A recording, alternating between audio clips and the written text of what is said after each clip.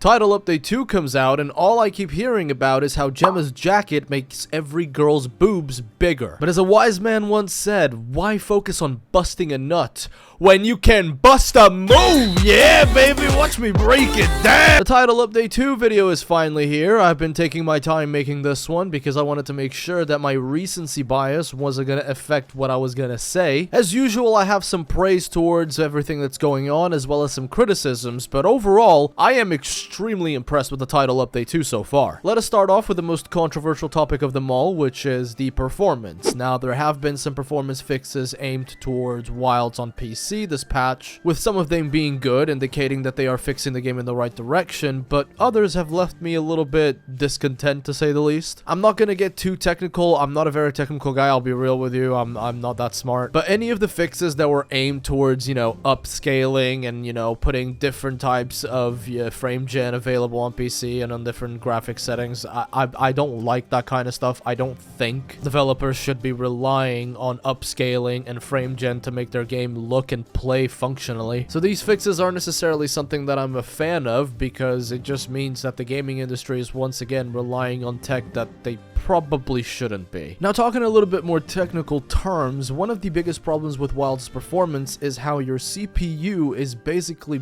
bottlenecking and suffering through the performance of the game. If a game isn't optimized, that means your processor and your computer is going to deal with a lot of things that perhaps it shouldn't, and currently that's something that's happening with Wild. So VRAM usage optimization is exactly the direction that we need to go in. But although Title Update 2 has brought the fixes in the direction that it's needed, it still leaves quite a bit of room to be desired. Negative reviews criticizing the performance in systems that meet the minimal requirements or the recommended requirements at that and are still suffering with performance issues are very much warranted. I don't know why I'm really saying this, considering that the people that call me Shields are, gonna do it fucking regardless. I could say that Wilds is the worst game ever and they're still gonna call me a Capcom Shield, but, it is what it is. Anyway, let's move on to something that actually really surprised me, which was the implementation of layered weapons in a title update this early. If I'm not wrong, layered weapons have only ever been a thing in Master Rank expansions, so seeing them this early is quite surprising. And I also really like the way that they implemented it. You have to craft the entire monster tree so that you can earn the actual layered weapon, and I feel like that's a good way to put it in. You gotta put in some effort so you can get that layered weapon. I like the change that we got from Sunbreak to now, because in Sunbreak you had like a dedicated menu to every single weapon that you could craft layered, but now you have to craft the monster weapon and get it all the way done. Plus, it just really helps with, making the Ardean weapons not look bad. I know that some Ardean weapons look cool, it's just that the sword and shield really didn't do it for me, so now that I can layer my sword and shield Ardean weapons, I'm very happy. So good job, team. That was really cool. I like how you guys did this. I would like to see something like this happen again. And in fact, you guys could keep the system for the rest of time and I'd be completely happy. I think this is a wonderful way to implement layered weapons. Now it's time for one of the real deals of this video. We're going to talk about Larry. Lagiacrus's return is something that I was really excited for. I made an entire video about it, covering, the possible,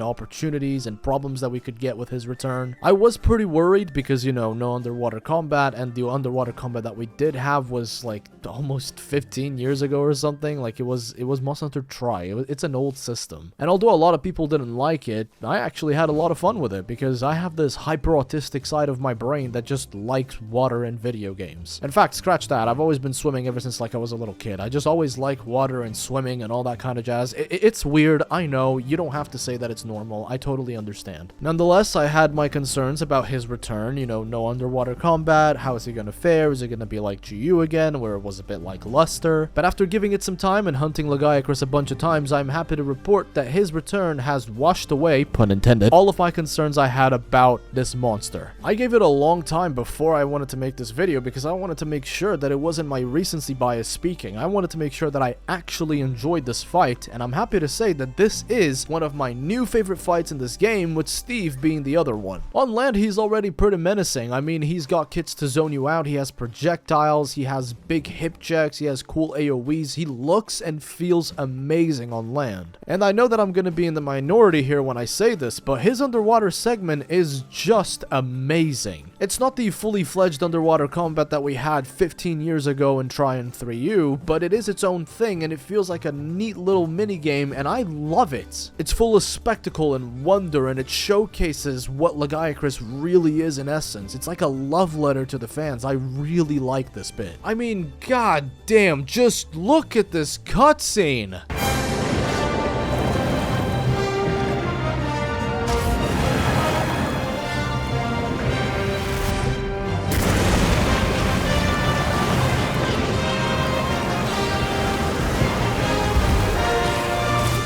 My god, that was so cool. I fucking love this shit. But I'm not stupid, and I understand that the reasons why I like it is exactly why a lot of people don't like it. What I see as a really cool minigame with a cinematic aspect to it, others just see as an annoying break that they need in the hunt. And this is something that there really isn't any convincing. If you don't like it, I'm not gonna sit here and tell you, no, what you gotta do is you gotta grab the pods and you have to use them long way because they're piercing, and you have to bring them here for the rocks, but then you have to use the wounds here and there. If you don't like this, then you don't like this, and that's totally fine. Why, like, dude, different tastes in monsters have always been a fucking thing. It's perfectly fine to hate what I like. You know, it's not rocket science. I liked him in Try. I like him now. I think in GU he was at his weakest, but dude, this is like the best rendition of Lagiacrus I've ever seen. And even his gear, like, his gear is the best Thunder Elemental setup you can ask for, and as an SNS main, this is literally the shit that I want to see more in the game. Oh, but Arc is just like the White Flame Torrent Scorcher thing. It's just that, but for Thunder. Yeah, exactly. I've said this before, but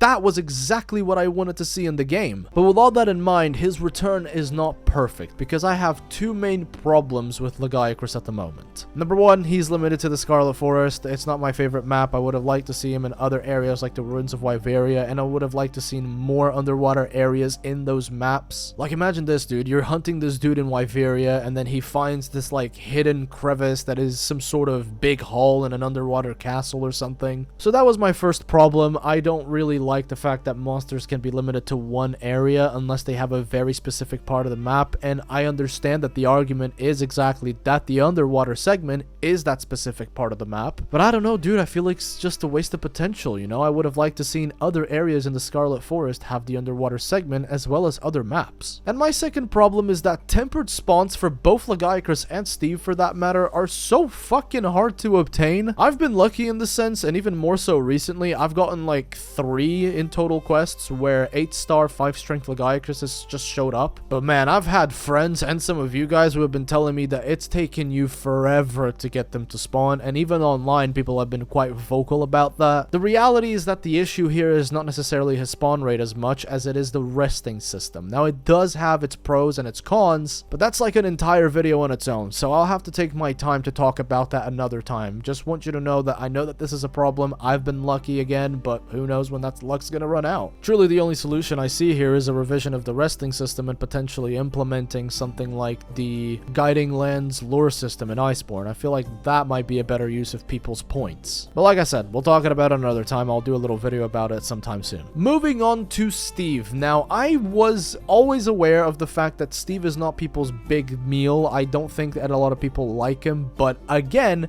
I love this dude. I've always liked the way he looks, the way that he fights. His gear has always been awesome as well. And it doesn't surprise me that with the combat system that we have in Wilds, I think that this is the best rendition of Steve we've ever seen. Like, Seragios was cool in 4U, and he was also alright in Sunbreak, but this is where this man shines. I've been hunting him non-stop just for the fun of it, because with Sword and Shield, this fight is so flexible and fun. Dude, I just can't stop doing it, honestly. Both Lagiacrus and Seragios have power clashes, which means that if you want to get that extra cinematic bit by using a perfect block approach, that's viable. Slap some offensive guard on your build if you can block, and off you go to have a great time. Alternatively, you can also choose to do a more evasion focused style, which is also insanely fun against Seragios. Again, I'm a Sword and Shield main. I'm talking purely Sword and Shield here. I don't know what the other weapons are like. I'm really sorry to hear if this fight isn't exactly a good matchup for your main weapon. Once again, they made the gear not only look cool but feel good, and this might not be a meta build, but I think it's so fun. Like, I rock 1-piece Zoshia and 4-piece Seragios for like an all-purpose build, and I'm having an amazing time. I always love using iframes and counters. Like, come on, I'm a Souls player. It's literally in my blood. I just love that kind of playstyle, and having this be so enabled in Title Update 2 is just awesome. So yeah, Lagiacrus and Seragios are now my 2 favorite fights in Wilds. I think they are super fun. They are cinematic as shit with their power clashes and their underwater segments. They couldn't have been better in my opinion. So overall, I want to praise the team here. I know that's not a popular thing to do, but yeah, the Monster Hunter devs have done a really good job with with these two monsters. I would have liked to see, you know, Lagiacrus and a couple more underwater segments here and there. But if this is all we're getting, I'm already happy with it. Now let's move on and talk briefly about the upcoming stuff for Title Update 2 that they have announced, starting with Arch-Tempered Uth Duna. I'm sorry, Uth Duna lovers, you're gonna want to close your ears here because I don't like this monster. I think it's not as good as it could have been. I think it just flops around and creates shock waves, and it's really fucking annoying. From the moment I was playing against this monster in the Capcom office for the preview event back in January, I was already looking at her and thinking, oh boy,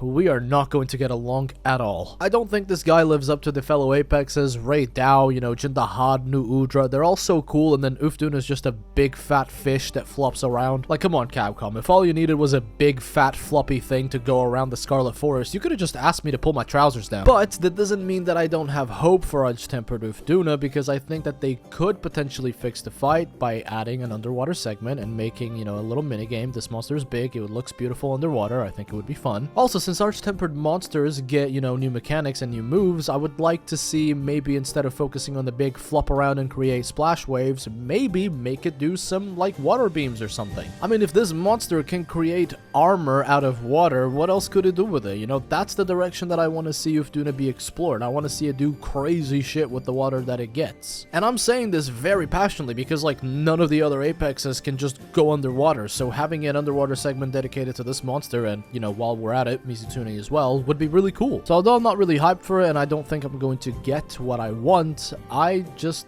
want to be hopeful, and I recognize that I am harsh on Uth Duna, harsher than most, but, you know, I'm gonna be honest every time I talk about every monster. Speaking about being honest and harsh, I think this FENDER collab is really weird. That's a very specific collab to go for, a musical instrument. I'm not too bothered because we already have so much going on. We already got so much going on with Title Update 2, and I'm already so happy with it that, you know, the FENDER collab is like a nice little frosting on the cake, but it's nothing meaningful to the point where I'm really looking forward to it. In fact, if Capcom is so open to such specific collabs, then hear me out.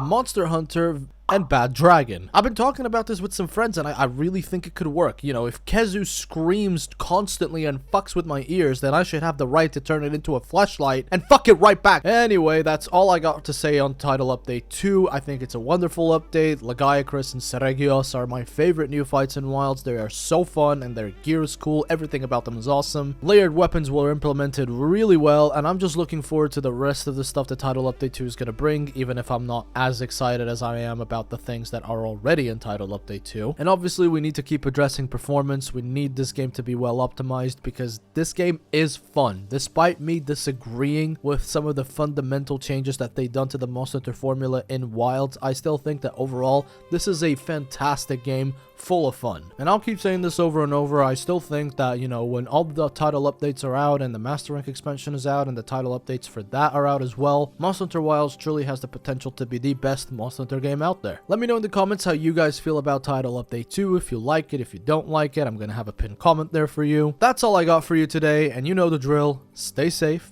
and until we meet again.